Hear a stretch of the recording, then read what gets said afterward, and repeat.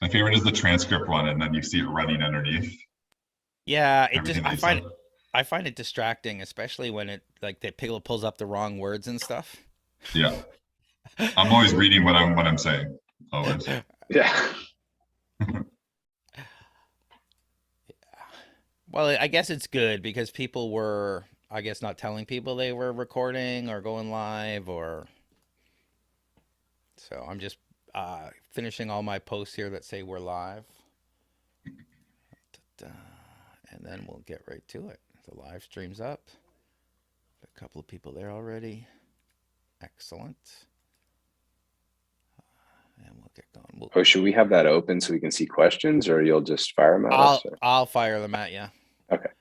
You just be comfortable with what you have, and I'll take care of the rest. I do this all the time. I'm one screen in it, as it were, but I got a 43-inch TV here. So you're looking like really high and up. Yeah. It depends on where stuff is. Yes. I just assumed you were day trading on the side or something like that. So when you see me looking all over the screen, is I'm organizing where the windows are right now so I can get the conversation started. And let me go to participants. We got a couple of people on YouTube already. That's great. Great. And usually people, take a little time to get to on 12:05 or so, but we'll get started right away, I think. Because we got a lot to talk about, and who knows where this conversation actually will go once we start asking questions, because I'll dig a little deeper where you lead me, usually. Let me just Makes sense. Because if you talk about difficulties fundraising, I might ask a few more questions about, whatever that was, or finding partners, or what have you. All right. Let's go. Welcome back to Startup Talk. Okay. We'll start again. Welcome back to Startup Talk. I'm the startup coach, founder of TorontoStarts, one of the largest startup communities in Canada. And with me today are the co-founders of Kitchenhub, Adam, Oren, and Matt. Welcome, guys. Hey, Craig. Thanks for having us. Well, first of all, we might as well get started with, what is Kitchenhub? As you see on the screen here, it's three dads that fell in love with the convenience of takeout and quote unquote cooking with our phones. And we saw the opportunity where convenience started to be outweighed by really the lack of care that each takeout experience has. You're happiest when cold is cold, hot is hot, and things were delivered on time. And we see an opportunity to change that. We came at it from different angles. I kept on having the same experience over and over again, where I was bringing it home to my family, items were missing, things were cold. Oren came from the background of restaurants and the apps. He was at DoorDash at the time. And Matt loves looking at the way that communities are built and how people interact with them. So the three of us kind of saw it from different perspectives and the problem. And ultimately, what we were seeing was industry spent 0 years perfecting the takeout experience. And we're here to create that unbelievable takeout experience where you're really excited about what you're getting delivered from our partners and from our facilities. And we've built our company around that philosophy.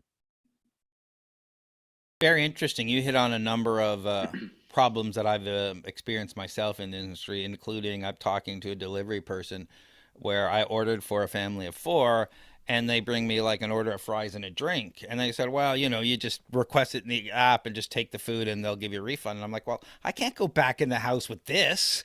Like, my family's going to rip me apart.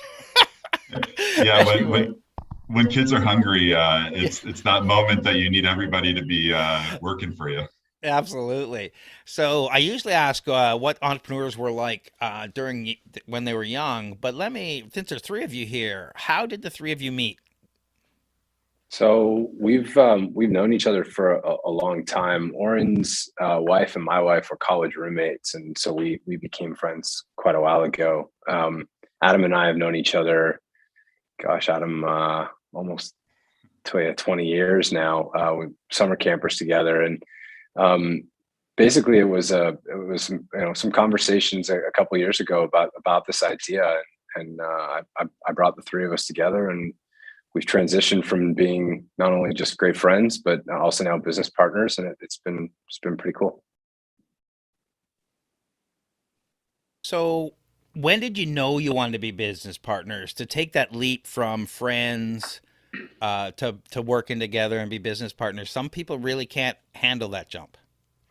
It's you have a conversation with one of your friends about an idea you're playing with, and they go, "Oh, that's really interesting. You know what? I spoke to somebody else," and that's exactly kind of how it happened. It was like I was having a chat with Matt, and Matt had a chat with Adam about the very same idea, and Matt had experience in a very, very applicable area, just not with kitchens. It was more with residential and offices, and you start getting around this idea that is, we want to build businesses. We see a huge problem for the customer with all of the issues that Adam mentioned and some that you experienced, and you start to align on vision. You start to realize, like, not only do we have great skill sets that complement each other, but we have a lot of the same values. We place a lot of importance on family, integrity, and really making things better in whatever we touch. And we realized that we all had shared those same characteristics. And so, at the end of the day, we looked at it and we said, 1 + 1 + 1 = 7. So we got to do this. It's one thing to say, okay, we're going to do this. And, sounds like I assume you guys were all working on other things before this. And it's another thing to say, okay, I got to raise money. I'm going to stop what I'm doing. I'm going to jump into this. I got to talk to my fiance, my spouse, my better half, whatever, and say, listen, my income's going to be limited. We've got this stuff going on. When did you know this was going to happen? I'm going to jump into this. And I like to say opportunity cost is infinite, meaning if you're doing this, you can't be doing all these other things. So why Kitchenhub? I mean, I think I think we're passionate about the experience issue that Adam described for you earlier, and so it was something that you have conversations about ideas in business with friends, and everybody, the number of people that came to us in the last 2 years and said, "Oh, I had that idea," and it's really true. It's the man in the arena, the old Teddy Roosevelt quote, and I think for us, we were passionate enough about the opportunity to change something here, and we felt that each of us had skill sets that, as Oren said, 1 + 1 + 1 = 7. We kind of live by that in our business, and that's it. I think passion is really a really important piece to help you do exactly like you described. Go home to your wife and say, "How do you feel about me not doing what I'm doing?" And maybe, just maybe, 3 years from now, I'll have a salary. But it's fun, and we're creative, and I think the other thing for us too is we the three of us all love building a team. That's one of our favorite parts of this, and we saw that if we could just get it going, that we get to assemble that team and really attack something together.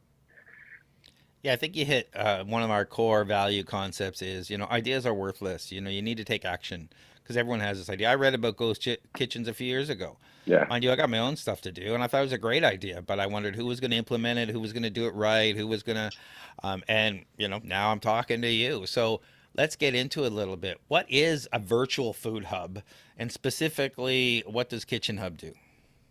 Yeah, Craig, I think that you actually hit the nail on the head when you went into your own experience, and it's an order that we saw recently that kind of resonated with us on what we're trying to achieve, and it was 2 pad thais and 2 pad thais from Pi and 2 hamburgers from Cabanos, and those hamburgers had only ketchup on it, and so clearly who's ordering that. That's a family of 4.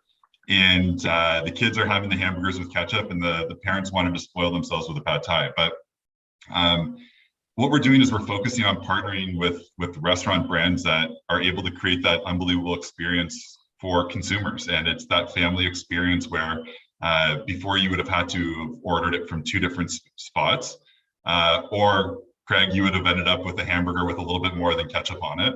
But kitchenhub.com is where you can go and see those brands side by side and order from, the best of the best. Pie from Pad Thai and a bowl from Impact Kitchen. And you're not stuck with one menu anymore. You actually get to interact with multiple menus and order across them. I love that idea, especially you have friends over, you have people over, no one has time to cook, so we order something, and it seems like everybody has to agree on, oh, what do you want? Subs, you want this, you want that, and it's a battle. So the idea of that, well, guess what? You guys can have anything you want, within reason, uh, from one place. So the idea is fantastic. So you opened your first location in January 2020, if I understand, and in March, COVID hits. What happens to you in Kitchenhub? Yeah, so new business owners, pandemic hits, and you think to yourself, oh my gosh, what does this mean? And ultimately, what we realize is that the pandemic, it made home the most important place. And the meal at home is the most important time. It's the time where you first of all, it could be a light in your day. It could be the time where you spend with your family talking about your day. And it becomes an experience and something that people look to more and more. So by focusing on creating this unbelievable takeout with the brands that Adam mentioned, Pie, Impact, Cabanos, Piano, all in one order, we're able to bring that experience that consumers couldn't get at a time where it's become one of the most experiences of the day. And so before the pandemic, takeout was a major trend. After it, we've obviously seen takeout be almost explosive, and people are ordering in more than ever. We've all learned to cook with our phones. And so early in the pandemic, I'd say we kind of had a moment of a freak out, to be quite honest. Some of the restaurants closed, and we started thinking about reactionary pivots, bringing on essentials and that kind of thing. But we realized we needed to focus on our business because takeout was becoming actually even more important, and we didn't see any reason why it wouldn't continue. And ultimately, staying that course allowed us to get to a point where more and more restaurants are coming on board, more and more consumers are coming on board. The ratings are getting better. People are very excited about what we're able to offer in the market. Yeah, where takeout before, I don't know what percentage of the market it was, but it's got to be 95% of the market now because, you don't have a choice.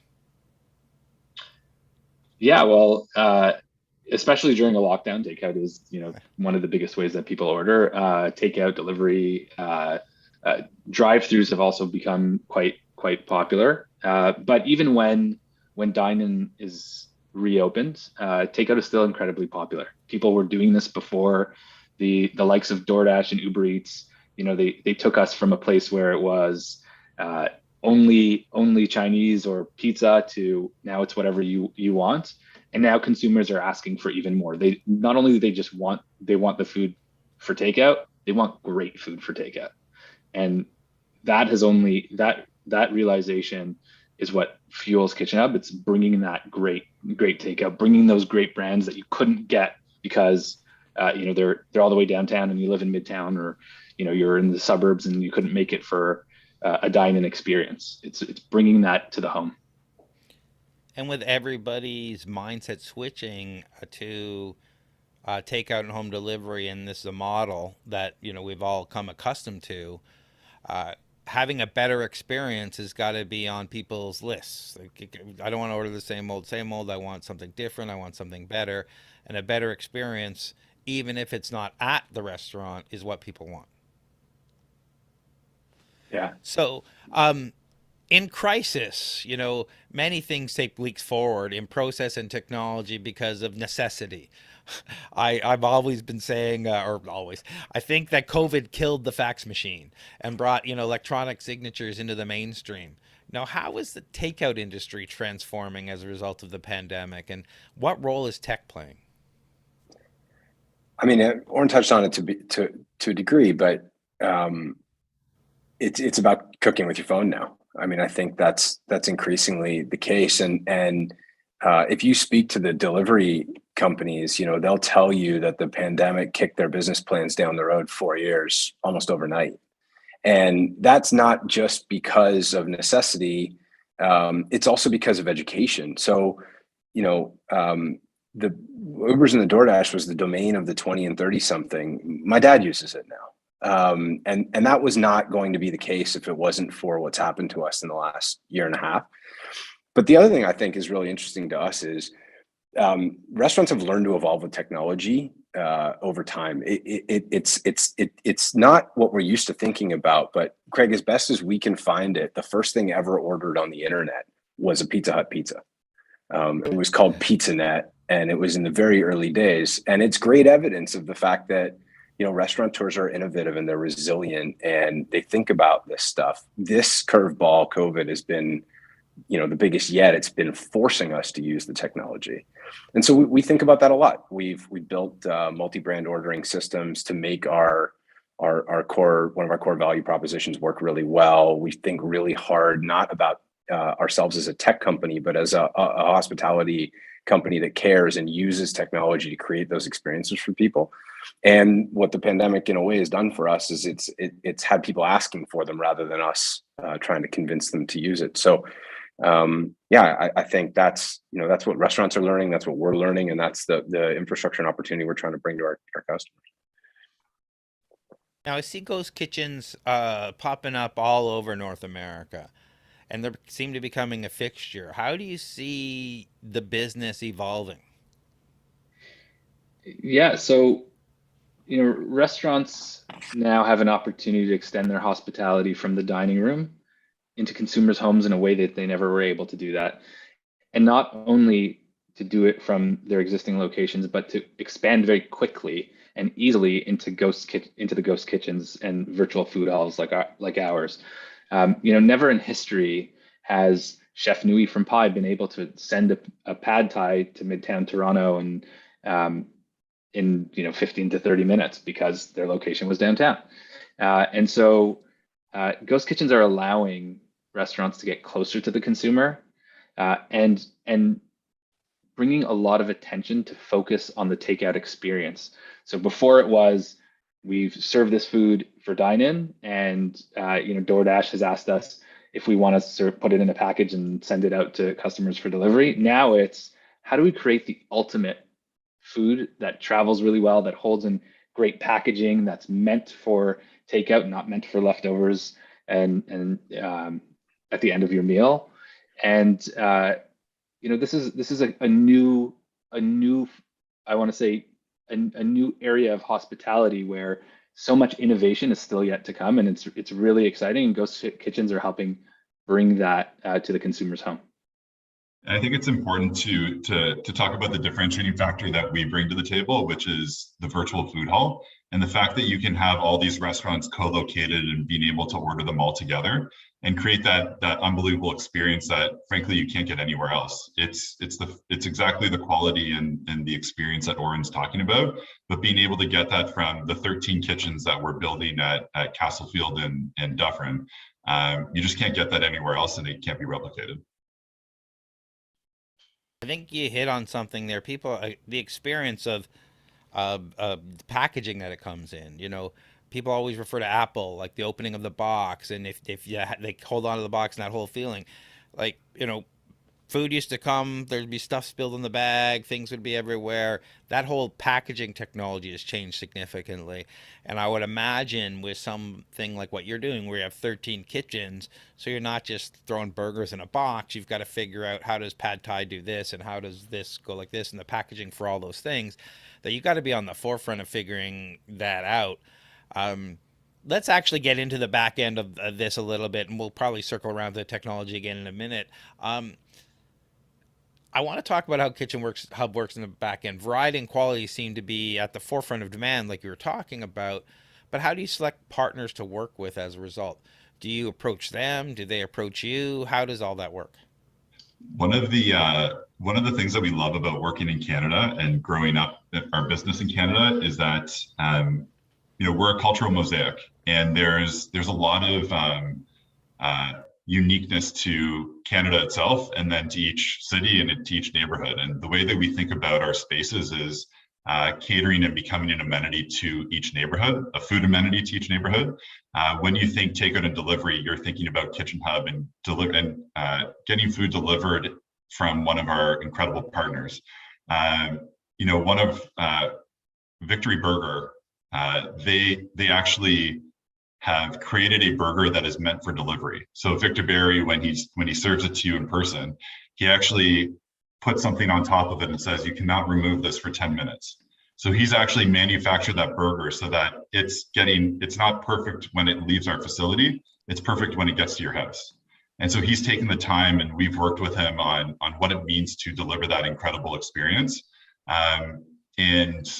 Working with partners like Victor Barry, who runs Piano and Victory brands, he is at the forefront of quality in his space, and it's all about bringing that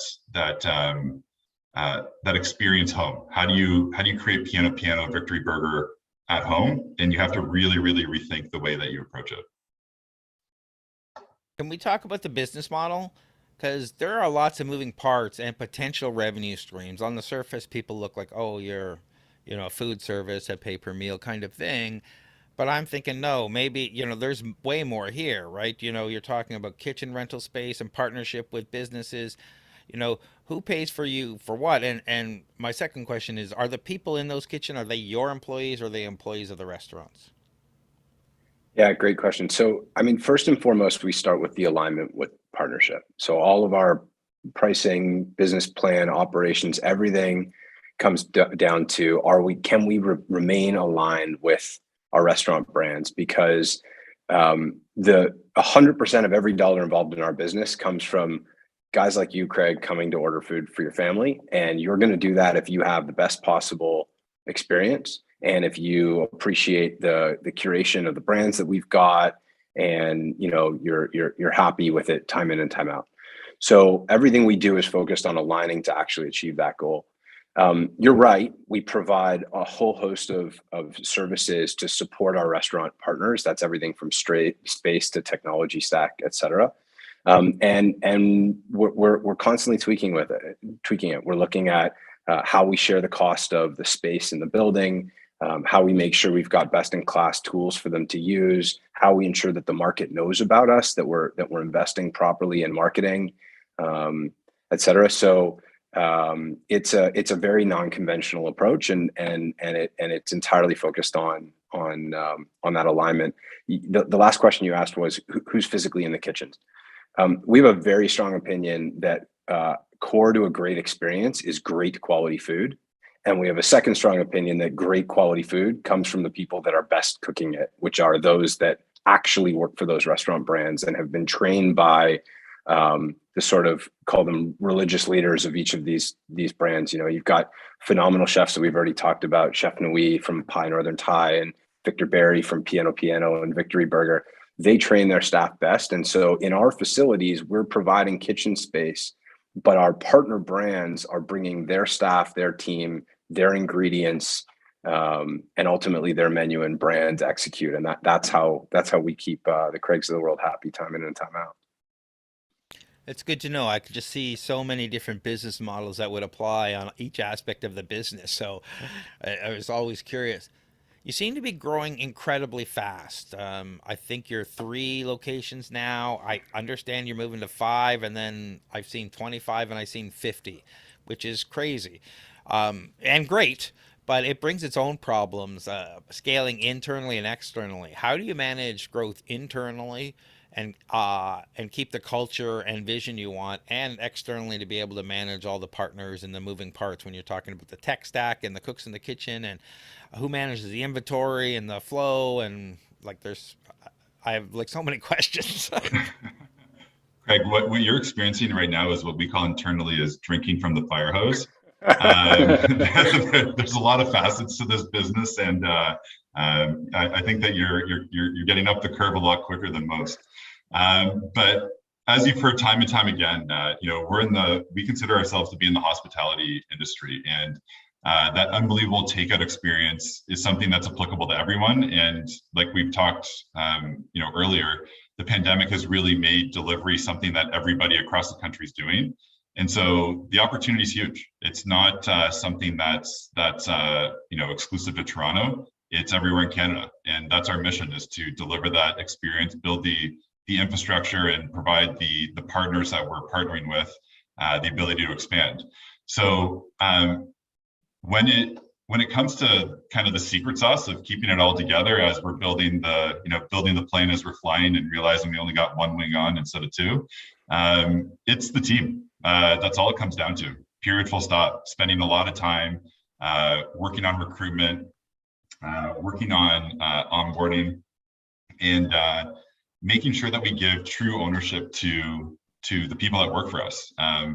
Each person that works for us takes on their own part of the company. Obviously, we're collaboratively working together, but they really do own that part of the company and build it up. So it's been a really incredible experience, managing and watching the growth.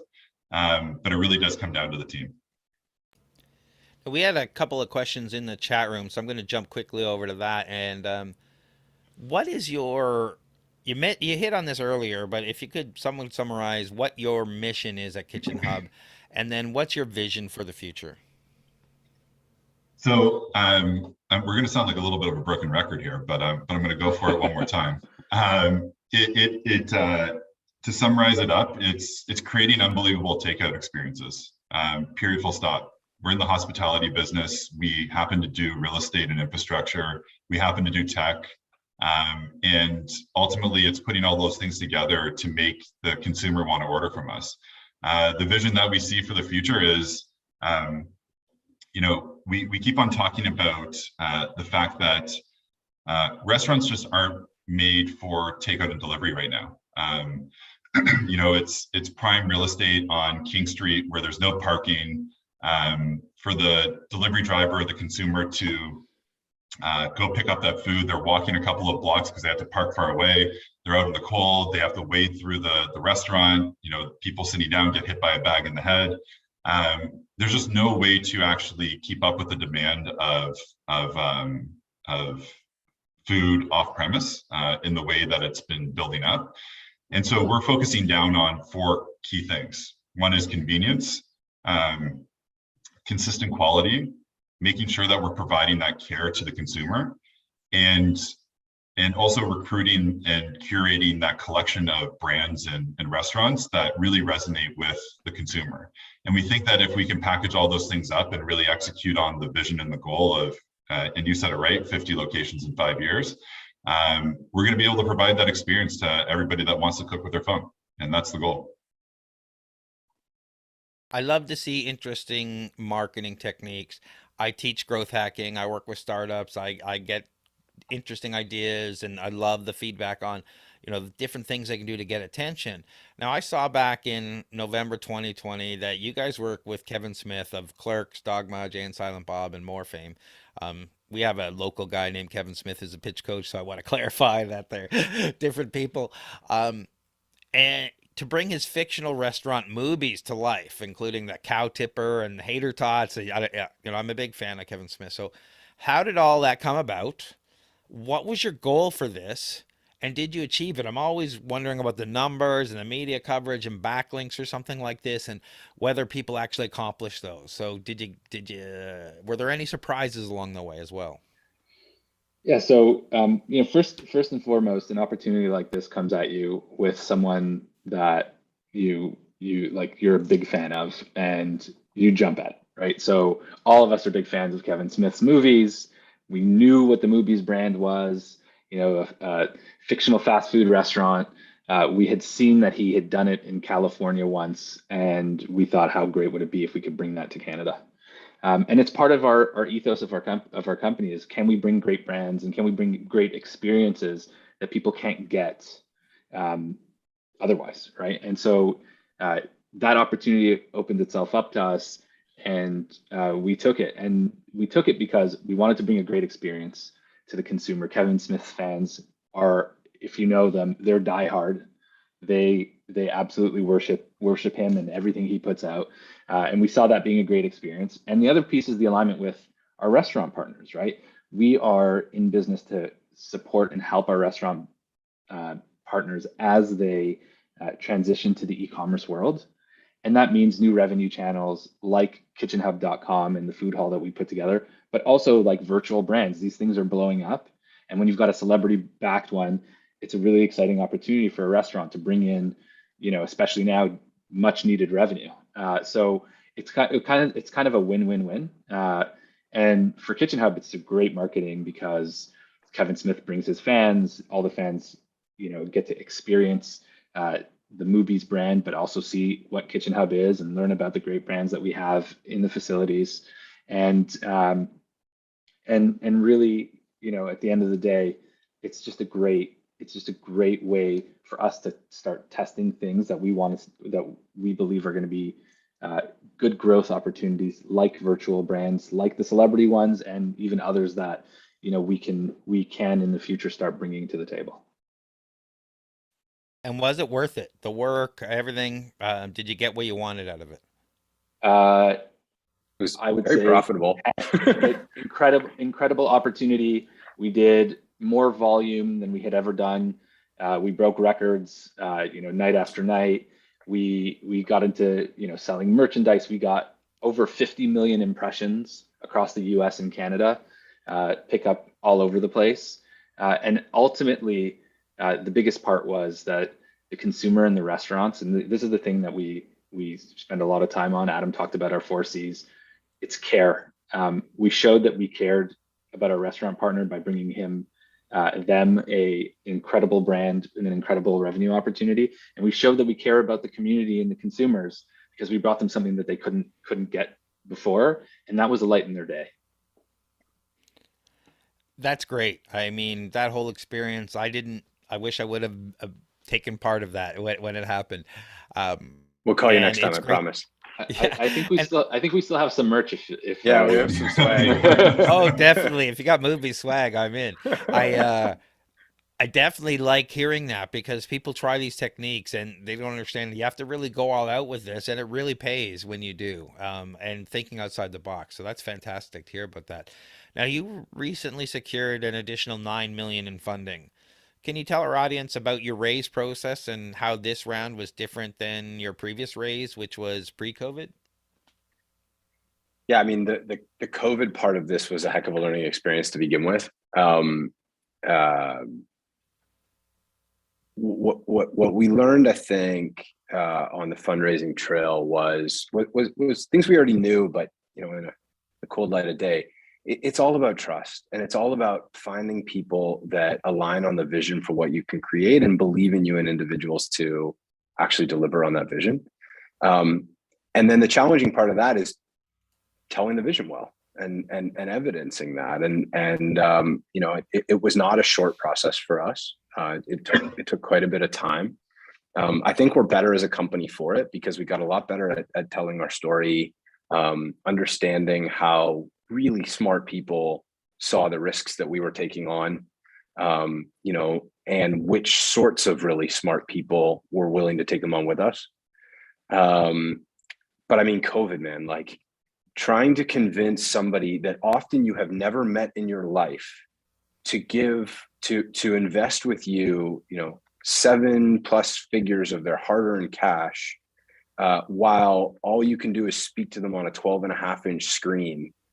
And where they're nervous to come and, as we say, kick the bricks and actually see what we do. I mean, it was, we were really down on ourselves in the most challenging parts of it. And at the end of it, we kind of looked at each other and went, wow, like, I think we earned that one. So it is definitely not the most fun part of a startup, but you need the capital to be able to do what you got to do. And the fun part is after the fundraise, when you realize that you've got all these people who are not just in your corner because you're their son. They're in your corner because they really want you to succeed, and they want to do anything they can to help you. And so, we're really lucky with Proficio Capital Partners from down in the US that led our round. Harlow Equity here in Toronto has got a ton of hospitality experience. But it took us a long time. I mean, Adam and I counted, and we're well over 100 pitches, and that's not pitches. That's like individuals. Each of those had multiple pitches, and so there was a lot of glasses of water drank to keep mouths moist as we churn through our Zoom calls for sure. My rule of thumb is you need to meet with 100 investors over about 5 weeks if you want to get investment. And it sounds like you were over that, but it's a number that people need to kind of understand in their head that it takes a while. And you're the first bit you're really bad at it. And I think you hit on something that I touch on a lot when I do my funding masterminds and stuff, is that you're literally connecting with someone over the internet via email or LinkedIn message or whatever, and wanting them to give you millions of dollars. Like, and to make matters worse, as soon as they push that little hang up button on the call with you, they've got 5 more calls of people that look just like you that want the exact same thing. You have to get to a special connect. That was for us what it was. We read about these VC stories all the time where it looks like it's easy. And I don't understand it, and hopefully one day we will, right, guys? But at the end of the day, it's connecting with those people in a way that the next 3 guys that they're speaking to aren't. Absolutely. And you have to be memorable. You have to make those connections. And, at the end of the day, if I've talked to 50 people today, I'm only remembering 2 or 3. Yeah. Right. Because the rest of them are all going to blur together. And why are you standing out in my mind versus any of those other people? And, you have to have those hard conversations you hit on right away with investors. The first few are really hard, and they ask you a lot of hard questions, and you have to have some pretty thick skin to go back and figure out the answers for, because it really helps you in everything to do with your startup. Think about the industry, think about all the things better. Because when you take that on, that this is what's making it better, your next conversation is going to be better. And it switches once you have the first couple of small checks in your round, because now you have investors in your meeting with you telling other investors why they need to invest in you, and the conversation changes. So keep at it. Those people are just starting out, and get those small checks and get those investors in your corner right away to help those meetings change. That's very much our experience. Yeah. 100%. Everyone talks about hustle. What are you doing to get traction and build your audience? I think that you can name it, and we've probably tried it. I think that anybody that does a startup would say the same thing. Everything from scraping flyers off of windshields because they melted onto it because there was a rainfall, or in cooking macaroni and cheese in a kitchen in early days because a restaurant was short-staffed. We're doing those things because we're trying to instill in the company that we'll do anything to go the extra mile to make that experience special, delivering it ourselves. We find it really important that everybody works shifts in the facilities. So head office and facilities, no distinction. Go into the space, learn what it is, what the consumer is doing in our space, what they're looking for, and really make sure that we're able to deliver that experience for whatever it takes. So for us, it's all about that, and we've tried everything. I don't think that there's anything that we wouldn't try if we haven't already. One of Oren's favorite moments is what does it take to run a restaurant? Well, sometimes you got to actually reach into the grease trap and pull that wishbone chicken out of the grease trap. And I don't know if you've smelt that, Craig, but if you haven't smelt the worst smell in the world. Grease trap is by far it's quite the experience. I have not, and maybe I hope not to. well, Matt, what do we have at the new facility? How many gallons is it? We basically built a grease trap swimming pool to support 13 kitchens. Hopefully none of us have to go reaching our hand into that one. Wow. I think you hit the nail on the head. When it comes to entrepreneurs, I can tell usually which ones are going to be successful and which ones aren't by their willingness to do the things that others aren't.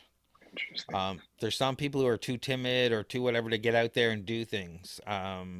examples, we used to do stuff at the CNE where I'd bring a bunch of startups and we'd say, all right, go and pitch these people. Some of them would actively go out and pitch 1,000 people that day, because you're at the Canadian National Exhibition. There's thousands of consumers. We got a booth. They've got a pitch competition here.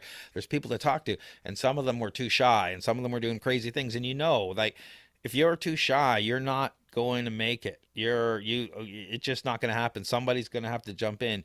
You got to be unabashedly unashamed of what you're doing and get out in front of people. And when you say you've tried everything, that's what I like to hear, because trying stuff and knowing what works and keep going is really the true way to success.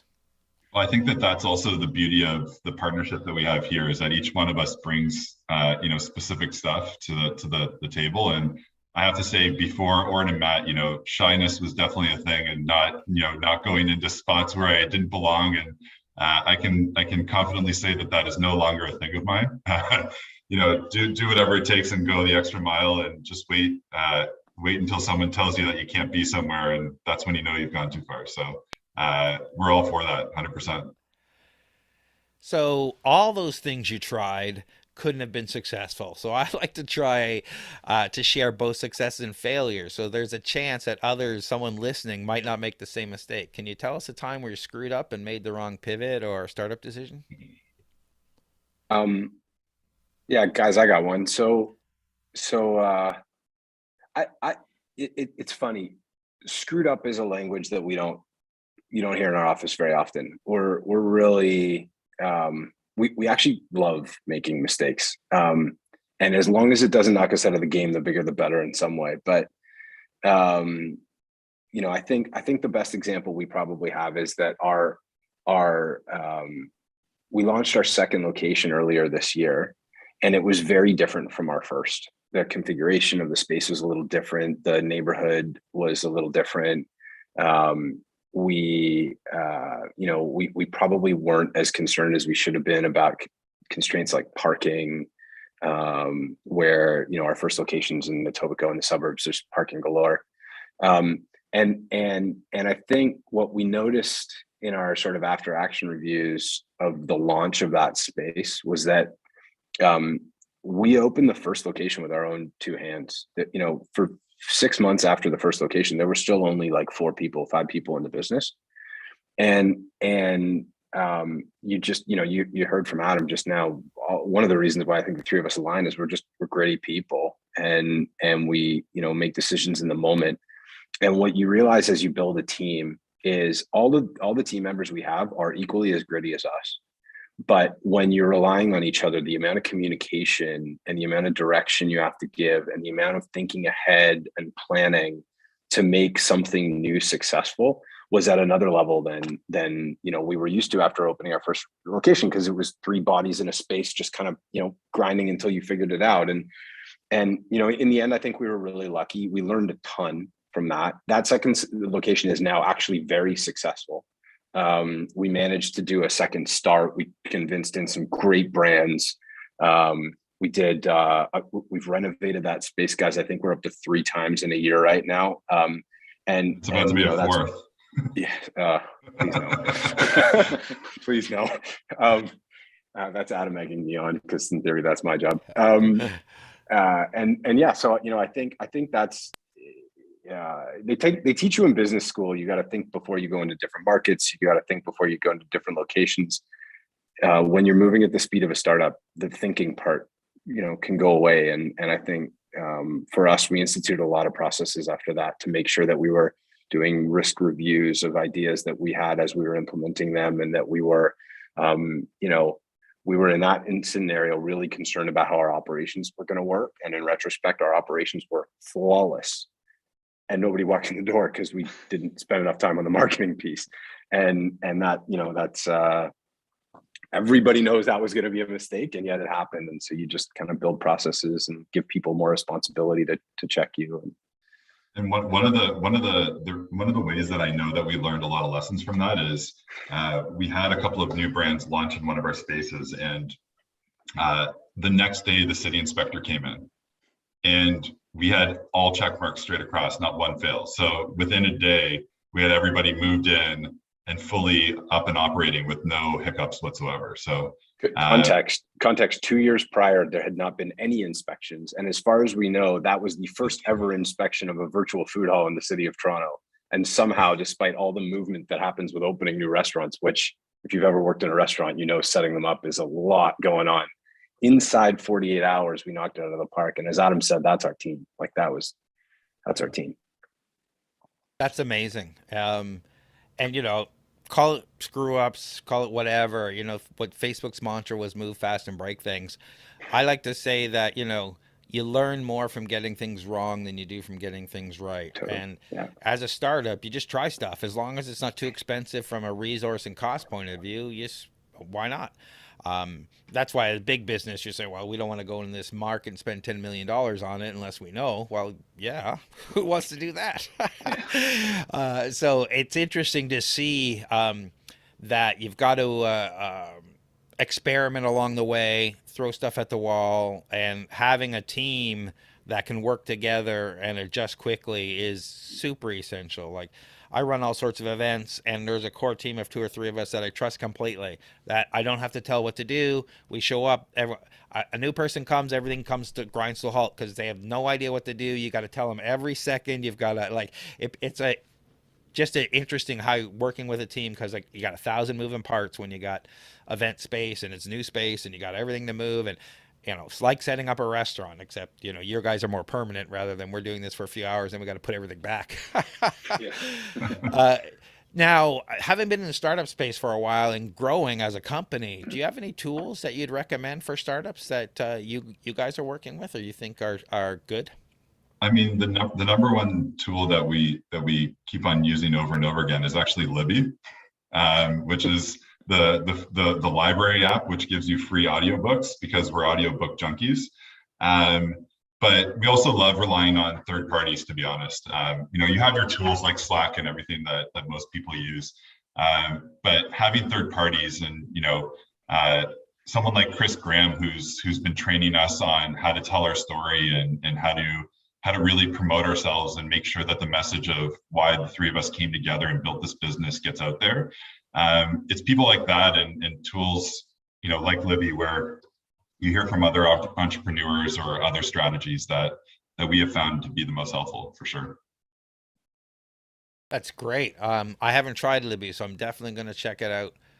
Do you have any favorite books for entrepreneurs? Have you been through an accelerator? Something people pounded in your head that said, this is the one that I remember the most? You know, there's several books that I couldn't even name just one, but I'll talk about a couple recent ones that have had a major influence. One called Starting with Why, the Simon Sinek book. It's incredible when you read that book, if you really take it and try to apply that principle and think through your own why, your company's why. It's amazing how you can see people move when you start to talk, and how when you drive at it with them, they feel the same. They start to feel the same way. That's something that we've been doing in our company, actually, and it's, you know, it's how we came up with Unbelievable Takeout and the 4 C's, and seeing our team get excited when Adam presented us finally putting together our why in a package was one of the best, most monumental days at least I've had at Kitchenhub. And so starting with why, it's everything. It's not what you do. You know, we do infrastructure and services for restaurants. That kind of sounds boring, but why we're doing it is to provide the consumer with an unbelievable experience, something they are not getting today. And it's unbelievable experiences, and takeout is one way that we do that. Doesn't mean that we're limited to takeout. Second book, Radical Candor. Not much to say other than if you are managing people, you must read it. I haven't read Radical Candor, so I'm gonna have to grab that one. Craig, I came from the real estate world, and I've always been really interested in melding brands, services, and teams with space, which is one of the many reasons why I'm so happy being part of this, because it's a new application of that, like co-working is to office and co-living is to residential. But one of the things you get into really quickly is you realize in this world where urban space is expensive, that hospitality and how you bring service and experience to space is actually where you drive value, and that's something we focus on a lot at KitchenHub. So the books I've been reading recently have focused on that. Probably my favorite is one that an old boss of mine literally sent me home from my old job for 2 days to go read. Wouldn't let me back in the office till I was done. And that's a book called Four Seasons, which was written by Izzy Sharp himself. Yeah, there you go. To me to read, so just in case you were wondering if you actually liked it. Exactly. So, I mean, Izzy Sharp is, one of the most visionary Canadian business success stories, and he basically gives you everything that he built the Four Seasons hotel chain with in that book, and they're great stories, and they really talk about what it takes to deliver amazing experiences to his customers. There's another one that's more recent by a gentleman named Colin Cowie, who's basically the party planner to the stars, and he's an Oprah favorite. And he wrote a book called Gold Standard that I loved as well. He talks a lot about business and management and team building and vision, but all focused around hospitality. So I've taken a lot of those, and I'm smashing everybody in the office over the head with them as often as I can. Fabulous. Last but not least, for me, it's never split the difference. I won't go into why, but I did convince my kid to wear a sweater that he hasn't worn for a year. So if you're trying to convince people to do things, that's where you go. Never split the difference. Excellent. Do you have any tips for founders? You're in, a few years in now. Don't listen to us.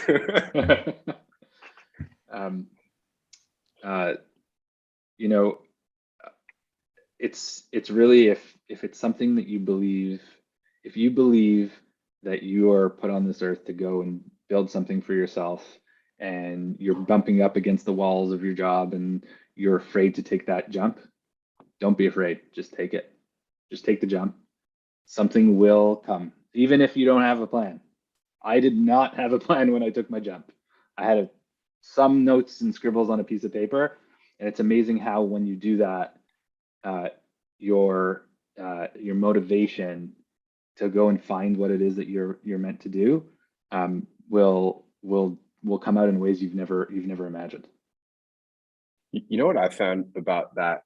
I love that piece of advice is we're all trained to underwrite the downside, to worry about what's going to go wrong. And nobody's trained to underwrite the upside, and the amount of great bounces we've had just by, so to speak, being in the traffic, you can't plan for those. And that's what you forget about when you're trying to decide whether or not to leave your job.